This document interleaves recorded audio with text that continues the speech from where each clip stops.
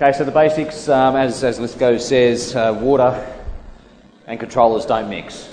Okay, causes corrosion, electrical, electronic failures, it shorts, it opens circuits, it's possible damage to the controller and the PC hub itself, so it can actually track up the line with the corrosion.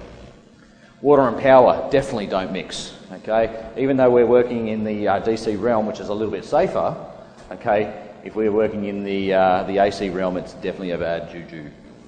Okay, so could obviously cause electrocution, death, and electric shock. Look, even in 9-volt batteries, whilst technically it's not probable to die from putting a 9-volt battery on your tongue. If you've got electrolyte imbalances, or you've got cardiac issues, or even a pacemaker, you can actually die from putting a 9-volt on your tongue. Keep in mind though, statistics that you'll see on Google will say that 9 people in Britain die every year from 9-volt batteries. Okay, take that with a grain of salt. Theoretically impossible to die unless there is an underlying condition. What's that, sorry? Yeah, they probably did, or yeah. Okay, so not only can this happen to you during your setup and the setup phase, or during the conduct of your display, obviously it poses a risk to anyone that might be visiting your display, especially little kids. Now, I've mentioned to a couple of people about my display, I ended up having to put some danger marking tape around my lights, because the first thing young kids, I'm talking here 2-3-year-old, want to do when they see blinky flashy lights and they're low to the ground, they want to touch. Okay, and that's what they do, they walk forward and they grab. Now, I put the danger tape up there to get them close enough, so there's about a metre and a half gap between the first light that they could, realistically reach over and touch. That was to save them, even though I'm only running 12 volt, but it was really to save my lights so they didn't bend and break the strip. Okay, if anyone's listening online, it was to save the kids. Alrighty. Waters and connectors don't mix. Okay, I'm sorry if you can't read that at the back. It looked really good on my screen, but okay. So the corrosion factor inside our connectors. Okay, with the corrosion there, it's obviously going to cause disruption to any of our circuits that we're building or making there. So the power line, the data especially, clock rates and things like that. So you don't want to have any of that there, because it's going to interrupt your signal. Okay, which is going to make your display do fancy things or make your display not run complete. Okay. Water and lights don't mix. As we were mentioning before, the IP grades that come out or that are stated through like the AliExpress stores and things like that, they might say IP68, but I can put my left hand up and swear on the Bible that I would not be submersing those in water in any way, shape or form, or bringing it to its highest waterproof value. Okay, take it with a grain of salt. Always provide your own waterproofing to these kind of things. Okay, if you have any doubts. As Alan mentioned before, with the strings on the tree there, when they wave around, the wires will start to pull and it will actually crack open, cause damage to the wires, but it will also make micro gaps, I guess you could say, or entrance ways into the board itself that might be breaking through that silicon, depending on what kind of silicon or closure they've used. Okay, as soon as you get moisture in there, it's a mould. Okay, it's not going to allow it to come out. Okay, it's going to corrode and you're going to lose it.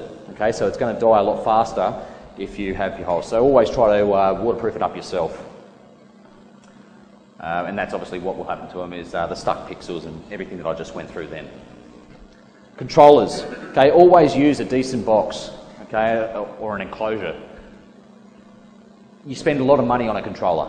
Okay, if possible, try to mount them out of the weather. Okay, you obviously don't want to have them stuck in driving rain, especially if it is not a certified or a decent water resistant / waterproof box. Okay, Ryan's got a good example at his place. He's got his boxes, whilst some of them are mounted on wood or under wood enclosures. Okay, he's also underneath a shelter to protect that sidewards rain, wasn't it? Yeah. Okay, so do that. My display last year, my controller was smack bang in the middle of my roof, on the roof. Okay, but to add some extra protection to that, I added a large piece of Coro on top of it. Okay, just to disperse it away from any of the entrance points or the glands that I had on side my box. Okay, things like Alan's there that you've got, you can see that the board itself is actually situated higher in the box. So any water that does is obviously going to trickle down before it actually fills up and gets to it. Is there a couple of holes underneath as well, or? Well, there we go. Okay, he's never had a drop of water. He's always put a bag over the top as well. And there's some other great examples of ingenuity on how to actually protect your controllers and power supplies, including, I think there was some PVC pipe with some toppers on it. Okay, gives that protection. When you are mounting them inside the box, and it probably does cover this shortly anyway, ensure that if you're mounting them on the bottom of the box, that you give it a gap. Don't mount it on the plastic at the very bottom. Usually they have rails, okay, or raised parts there. Ensure that you raise those boards up, because if water does get in there, you don't want the board to be sitting directly into the water initially. Okay, you might be able to catch it before it fills up enough to actually short out. Okay, so always raise it up a little bit, whether that's by putting some spacers underneath the board, preferably not conducting spacers, okay, or you put a sheet of wood there to actually just raise it up that little bit further. Airflow is a good one. If you seal it up tight and you've got 5 power supplies inside there, you're going to generate a lot of heat. Okay, the fans are great, but you need to actually release some of that heat as well. So keep that in mind, or otherwise you could actually damage your power supplies a lot faster.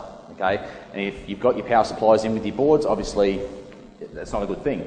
So try to add, if you can, some exhaust areas. My box up the back, I've got a couple of exhausts on the side. Okay, you'll see those just as some L shape from PVC, or PVC Ls. And over the top of that, I've just put some mesh to prevent any creepy crawlies from actually climbing in and playing around with my controller while I'm not there. Okay, so think about airflow. Some people, and I'm pretty certain someone in here has actually got added fans. Okay, they've actually added some extra 12-volt fans or 5-volt fans from computers inside their box to actually generate the airflow there that's required. All right, but Lithgow actually went through and did a bit of a test, so he chucked some paper inside these boxes and simulated rain. Okay, and as you can see up the top there with the master's box, you had the sprinkler on there or the hose on there, and the paper inside got wet. Okay, that's technically or realistically going to be your controller or power supply. Okay, so zap zap, bang, you're going to have to replace it all. Then he also had the ones that you can get from the electronic shops, okay, from the electrical wholesalers and things like that, similar to the ones that Ned's got over there, the other ones that I've got over there as well. He did the exact same. This one here had the rubber seal that went around it, okay, and it had a locking in screw tight at the top. And you can have a look at mine as well, they've got the same. Did it exactly the same as he did for the master's box, not a drop of water got in there and wet the paper. So it comes down to trial and error, making sure that you actually select the best for you, or at least try to prevent any ingress of the water. These are some more of his boxes. As you can see, he's got some airflow happening off the top here. I'm not sure if he's got any fans inside these. I haven't seen them firsthand. He has got fans inside. Okay, so additional fans inside apart from his power supply fans. He really stacks them in there. Where possible, try to avoid having multiple extension cords. If you need to have additional water extension cords, go grab yourself or do yourself a favour. Can I take this out? You sure? Okay. Yeah. Oh, I ripped it. Sorry, man. Bugger it. It's not new anymore. You can't take it back. Okay. Do yourself a favour and actually grab one of the protectors here. Okay. And you can get them. They've got their own glands on the inside to provide a little bit more protection. Okay. You put the connection of the two power extension cords in there. Okay. Close it up, and it gives just that little bit of extra protection. These ones here are about $10 each. You can obviously get cheaper ones. Obviously, with the quality, it depreciates with the cost. Up at the top left is similar to the top right, but it's obviously a bigger variant. This is what not to do. Okay. If you haven't seen this photo before, and it's been highlighted now, you can see that there's joins. Okay, joins in the power. Okay, against the wall there. You've got all of these power boards, okay, listed just here on the grass, and not to mention it's upturned on the grass with the transformers. Okay, maybe not so much an issue if you live where Alec does and it hasn't seen rain in 150 years. Okay, but the downside to this photo is the fact that it's all wet. Okay, it had actually been raining, and this person lived just near LL, I think it was around the corner or next door or something like that. Okay, went past it. So there is actually a lot of moisture around here. Lithgow actually went and spoke to this person and tried to tell him that that's really, really dangerous because there's nothing stopping kids from going into this display either. Apparently there was a little bit of a verbal confrontation and things like that. This person no longer lives there at the end state. Okay, there's nothing worse, and I know a lot of people have done it, and I do it frequently. You solder, you get your 4 wires, in my case, you get your 4 wires, you join them all together, you're laughing, and then you realise you forgot to put heat shrink on. Okay, best soldering job you've ever done, and you haven't put your heat shrink on. So now you have to unsolder it. Okay, then you have to possibly clip the wires a bit more so you can actually open up some new wire, just so you can put some heat shrink on and rejoin it. So always put your heat shrink on there before you solder. On same. And make your heat shrink back in the wire. Yes. Yeah, I've also had that happen. Soldering too close to the heat shrink obviously shrinks it down, then you're unable to put it over your solder joint, and it's just as bad as not putting it on there in the first place. Okay, so don't just think about the heat shrink that you're putting on the wire itself. Also think about the additional heat shrink, if you're using it, that you're going to put over the insulation sheath. Okay, so if I was joining these 2 cables together, I'd obviously have my heat shrink for the wires inside. Okay, joining together, then I'll have another piece of heat shrink that would go from here to actually seal that a little bit as well. Okay, just to provide that extra protection. Other people that use controllers that you solder your lights straight onto the solder board, onto the controller board. Okay, so what you'll find, using plugs on the end of it actually enables you to set up and pull down your display a lot faster. And for some people who actually set up their display slightly different to others, you can actually, if you've got a string that's broken or not working, remove that whole string just by undoing 2 plugs, replace it with another string whilst you work on that other string and fix it. Okay, I think Lithgow sets up his whole house itself in metre sections or so. So he can, if he's got a problem at some space or some stage, all he does is unplugs that particular section, grabs another one out, puts it up, plugs it back in. Okay, then he works on fixing that issue. 1 metre, in my opinion, is a little bit extreme, but yeah. Try to avoid using, as Alan was mentioning before, the DJ, the DMX kind of plugs that are metal. Okay, the ones on the left here, okay, obviously a higher quality than the Ray Wu ones, but with the quality, you're obviously paying additional as well. These are from Stellascape, okay, so therefore you're going to be paying a little bit of extra, but you're getting a better quality product. The ones on the right here, not actually 100% certain what that's for. I believe it might be for something like a trailer connection. What was it, sorry? High current for solar, 30, 40, 50 amp. Oh, there you go, high current for solar, okay. Probably not really in the realm of amperage that we're drawing in the Christmas light phase. They're probably expensive too, just by judging at them. I'm getting a nod from the crowd. Yes, they are. Lithgow Wax uses those connections, I think, between power supplies and controls, not only individual amperes. Okay, so he uses those from his power supply to his control. Okay, excellent.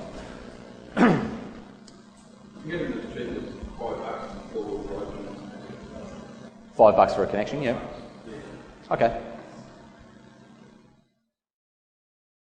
On my Cat5 cable, a Cat5 cable or the connector on the end will not fit through the size glands that I've got. Okay, so I actually had to cut it off and then reconnect it using the crimper. So just be mindful of those. You can pick these up, packet of 50 for about $10. Okay, I got mine offline. They're probably even cheaper than that.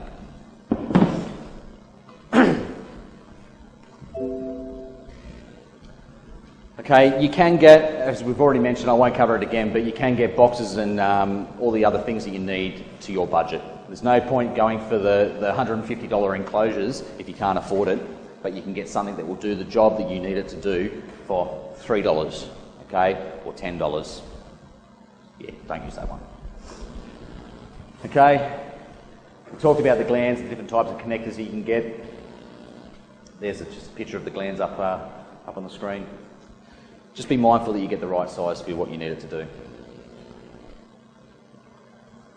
As I mentioned earlier, don't believe what they say, and I was saying it to a group that were looking at the AliExpress site, don't believe what they say their waterproofing index is, okay, because it's not. Okay, if they say IP68, don't believe them. Always waterproof your own stuff. Okay, you'll also need, as we've talked about, sealing up your pixel strings if you need to. It's not just the pixel strings that you'll need to do, you'll need to seal up your pixel strip too, or any strip, sorry. If you use silicon, make sure you use a neutral core. Okay, this is the one that I use here, which is UV stable, and it's a neutral core. As you can see, he's added onto the join part there just with some silicon. It doesn't have to be a great deal or a great glob. Okay, this is all of his connections for his strip as well. He's just added some additional on the outside. However, what you'll find, and this is a good practice to get to as well, get yourself a couple of syringes. Okay, you can get them from any chemist kind of thing. Just tell them you need it for diabetes or something like that. Actually, don't do that, that's bad. Okay, but what you actually do when you're putting your heat shrink on, and I'd probably put more heat shrink anyway, in my opinion, but what you do is you actually squeeze some inside underneath that heat shrink before you heat it. Okay, because what it will do then is it will actually compress. The silicon will actually go around all of the connection that you got there, and hopefully in between any of your solder joins, especially with the pads. Okay, provide a nice cured barrier along with your heat shrink there, which will hold it all nicely in place. Okay, make sure that you actually lock off any ends that you've got. So with your strip, you want to make sure that you either put end caps on them or you seal them off completely. Okay, so realistically speaking, just be safe. Use a enclosure to protect all the stuff that you might have out on the board, out on the ground. Sorry. Remember, the most expensive stuff that you got is your whole display. Okay, and it could actually valid point. Yep, is the people themselves. Next one down from there is obviously your controllers and stuff like that. Don't risk them. Definitely don't risk public harm or public safety. Okay, so protect them and protect your stuff. Any questions with Lithgow's presentation there? You got some additions? Any metal work coming out of the part of the world, other than electricians, it's meant to be so we make a signal metal, is an earth thing. The screws on the side of my box being metal, they're earth to the controller, but any metal work that is exposed with names and type of thing should be earth to the software. So in addition, double insulate by having a plastic coating around things, or that needs to be earth because you've got 240 volt. You've got 240 volt wire off inside the box. You don't want a hot box in there. You get it open, leave the one out before it's not working. You want to trip it in there. You don't want to lie for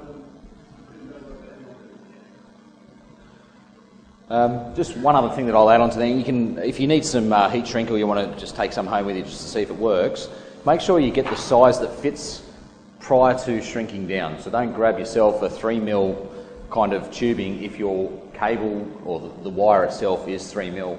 Okay, you want to grab the 4mm one or 5mm so it will actually shrink down and grip onto it properly. Okay, so just be mindful of that.